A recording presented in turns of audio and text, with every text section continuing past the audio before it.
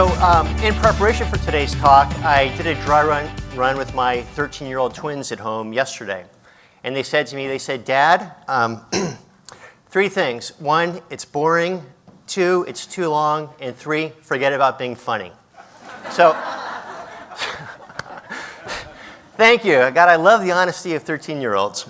So anyhow, I'm the executive director of a program called the San Francisco Sheriff's Department, 5 Keys Charter Schools. We operate 3 charter schools across the state where we have an exemption that allows us to operate anywhere in California. And today my talk is a little bit about the work that we do inside the jails, because we were originally founded not as a traditional charter school, but a charter school that operates inside of correctional settings. So my talk is what happens when we turn our jails and prisons into schools and colleges. And I actually love this photo. It's one of the most visceral photos that we have. This was in the San Francisco Chronicle in 2013, and this shows one of our, I guess it's 5 different graduates that we have in County Jail number 4. And it really shows the juxtaposition of being behind bars, their orange jumpsuits on, and that with the cap and gowns and black robes showing the accomplishments that they have. So part of my work is I go around and I talk to a lot of folks about what we do and the importance of education in jails and educating inmates. And I had no idea when I started doing this that this was really a provocative question and a radical concept in many ways. For me, it seemed like the most natural thing to do. People in jail have no education. That's one of the contributing factors to why they're there and why they continue to go back to jail. But when I started talking to people about this from all different walks of life, I found that many people are really opposed to this. And they think that this is literally just another liberal, soft on crime, and I love this term, hug a thug idea. Hug a thug, can you imagine? That's actually a term, Google it. So 7 years ago when I accepted this position, I had no idea what I was in for, that correctional education would be so polarizing. I had assumed at the time that it would be the norm and that it should be the norm. So as controversial as correctional education may be, part of my talk today is I want to argue and hopefully convince you that this is one of the most important public safety initiatives that we could undertake. So here we are. This is a typical classroom. This also is from the San Francisco Chronicle. 5 Keys Charter Schools and Programs. We're the first charter school in the nation to operate inside of a county jail. When folks think of a charter school, they typically think of a school like where my kids go to and where I was a principal of years ago, a typical K-8 school or a middle school or a high school. And when I tell people, no, we're a charter school that operates inside jails, that serves adults, that our average student is 27 years old, they still say to me, so tell me about the kids. You mean my kids? Because our students are adults. Our vision is really simple. Our goal is to redefine the way people think about the role of education in restoring communities. And let's face it, the communities where our students come from need restoration, as do our students. So now for the next 11 minutes and 29 seconds, I'm going to talk a little bit about the role that 5 Keys plays in the efforts of the San Francisco Sheriff's Department, the Los Angeles Sheriff's Department, and the Department of Justice Attorney General's Office plays in trying to redefine the role of education. Before I do that, though, I want to back up a little bit and talk about why we should even consider this. After all, these people have done bad things. They've committed crimes. They're locked up. They're locked up to keep us safe, right? And I'm not just being facetious. I'm not Pollyannish about crime, as a good friend of mine, Sonny Schwartz, would say. I understand that there's a lot of dangerous people in jail and need a lot of work. But I also understand that these people, our students, are getting out of jail. They're getting out of prison, and they're coming back to our communities. And I really hope that when they come back to our communities, they come back a better person. Sheriff Lee Baca in Los Angeles said that it's our patriotic duty to make the people coming out of prison better individuals than when they went in. Because when we think of patriotism, we think of setting missiles and bombs overseas and blowing up places. For me, patriotism is making our community safer and helping restore lives, in the lives of the kids, the children of our students. So why should we consider this and why should we care? We should care because a child with an incarcerated parent has a 1 in 8 times greater chance of becoming incarcerated themselves. They have a 1 in 6 chance of being expelled or suspended from school. And guess what they do when they're out of school, right? They get into trouble. So if you don't care about the kids, what about caring about public safety? The US has about a 67% recidivism rate. That means that close to 70% of the time when somebody gets out of the jail, they're going to return right back to jail. What other program or what other agency in the world besides a governmental agency would continue to invest in a program that fails 70% of the time? Well, the US government, of course, right?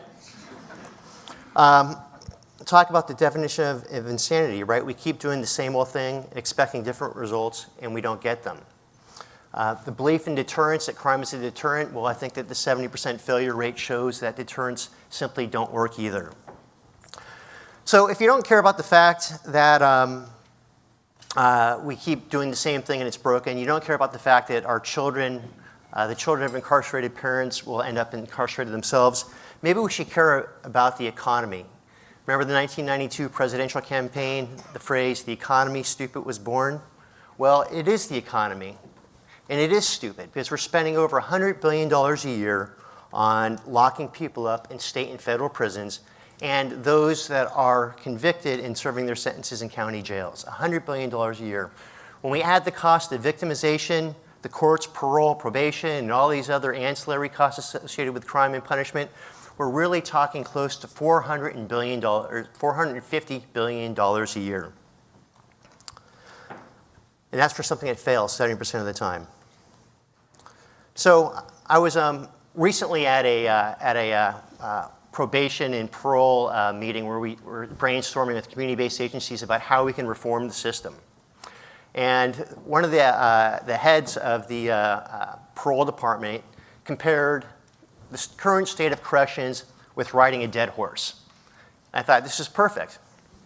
And what she said was, when you ride a dead horse, the only thing that you should do is get off that dead horse.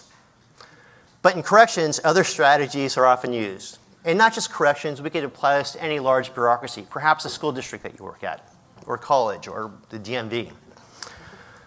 What are the other strategies that are employed? Well, we could buy a stronger whip, right? Really rip that horse into shape. We can change riders. We can declare that this is how we've always ridden that dead horse. We could arrange a site visit to go visit other dead horses. That's a good one. I've done lots of those. We can form a committee to study the dead horse and form a quality control group. Or, my absolute favorite, we could promote the person in charge of that dead horse as supervisor. I've worked for that supervisor in the past.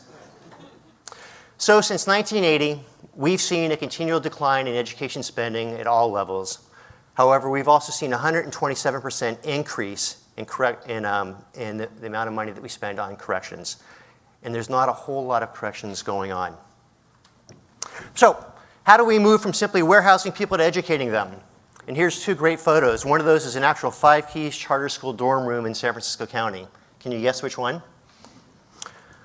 As a call to action in 2003, the San Francisco Sheriff's Department, a law enforcement agency, started the first charter school for adult prisoners in the country. This is literally re-owning education. Sheriff Michael Hennessy and a good friend of mine, attorney Sonny Schwartz, did this to address the cycle of incarceration. One of the things that they focused on, the 5 keys: employment, family, community, and recovery, and education. They realized that these are the 5 components that are necessary to help break that cycle of incarceration. I mean, think about it. What a concept. Go to jail, get a high school diploma. It literally beats sitting on the bunk all day, watching Oprah, or learning how to become a better criminal. Because that's honestly what happens inside of jails during the day if they're not engaged in programs like school. So instead of watching Oprah, they're learning physics, government, history, or just how to read. That second photo in that picture, that's actually a nicer dorm room than I had in college. That's a Norwegian prison room where they have a 20% recidivism rate. So the challenge is moving from the traditional notion of crime and punishment to a restorative approach. The traditional system says when a person commits a crime, they transgress against the state and must be removed from society. The restorative approach says we should look at when someone commits a crime, the crime is against individuals, and we need to do something to repair that harm. And there are other relationships that need to be restored too, like the children of those that are incarcerated. That's actually a 5 Keys classroom right there, and that's an actual jail dorm in San Francisco. So by reinventing corrections and changing the hearts and minds of law enforcement agencies and prison and jail staff, we can change the hearts and minds of those that are incarcerated, the inmates. And we need to do this because, as I said in the past slides, nearly 100% of the people that are currently incarcerated are coming back out to our communities. It's a huge challenge taking somebody who's been on the streets for many years, been removed from education for as many as 25, 30 years, or as few as 1 or 2, and having them be arrested, going through withdrawal, possibly through some of their addictions, and then being given a placement test to figure out what their reading and math levels are, and then being placed in school. That's a tough nut to crack, and we experience a lot of resistance at first. But what we also find is, after about 2 weeks, they want to be in school. Their minds are clear for the first time, and they're able to focus and concentrate on their studies for the first time. And what happens is then we develop waiting lists inside the jails, in both the San Francisco and Los Angeles jails, where we can't even meet the demand and needs of all the students that want an education. And it then becomes a challenge to find space where we can hold class. So here we have in this photograph, this is an actual jail built around a school. That top photo is students lining up to go to class every single day. There are 10 classrooms there in the county jail in San Bruno, San Francisco County Jail, which is actually in San Bruno. And they line up. We have 26 different gangs that attend school there every day. And the amazing thing is, despite the fact that we have 26 different gangs on the streets would literally kill each other on sight, the school corridor is the safest place in the county jail. We have a 90% reduction in violence in the school dorms and in the school hallway.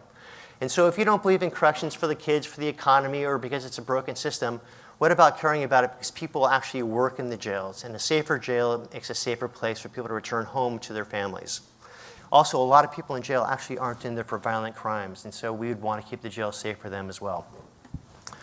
So in this school, what do? They study everything from literacy, beginning to read. We have a very low literacy rates, to studying physics, arts, construction, history, English, bike repair, and we provide direct access to community college. We actually facilitate students as they prepare to graduate to go into college. In many cases, we actually co-teach the college classes with the college instructors because they're only there a couple days a week, and by having our instructors also help facilitate the classes, we can provide the additional support necessary for them to be successful in college. In fact, the professors that teach in the jails often say that those students that are co-taught by our teachers, those students are more successful in custody than their students out in the community. So quickly, who are our students? Well, our students are those that are doing life on the installment plan. 65% of them lack a high school diploma. Well, actually, 100% of our students lack a high school diploma. 65% of those incarcerated do. 70% are addicts. 78% have never had a job for more than a year. And 80% of them had been victims of childhood assault or abuse. They read at an average level of 5th grade. After learning this, it's kind of clear about why our students actually end up incarcerated. So how do we measure success? Well, here we are at a graduation photo. The good news is we discovered the ingredients to the secret sauce, correctional education.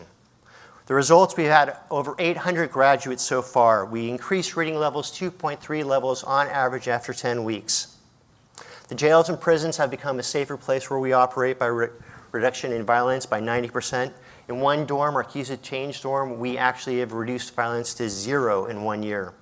We have a 50% reduction in recidivism in San Francisco compared to nearly 70% across the state. We have a 50% reduction, not a 50% recidivism rate. It's the lowest in San Francisco. That translates into less crime and safer communities. We also were named Charter School of the Year last year, which is amazing considering that we actually operate inside of a jail and the other 1,200 charter schools in California are more traditional schools that serve kids. We were approached by the U.S. Department of Education, and they actually created a model based on ours, and they provided funding for it, and it's available out there. And if you're ever interested in Google 5 Keys Charter School in the U.S. Department of Education, you can find that plan. And keeping consistent with no good deed goes unpunished, we just learned this week that the Department of Finance is actually seriously considering ending funding for our program for students above 26 years of age. Sad but true. Fortunately, we have a lot of allies on our side, and we're doing our best to stop that from happening. And I see I'm exactly out of time right now. So thank you very much.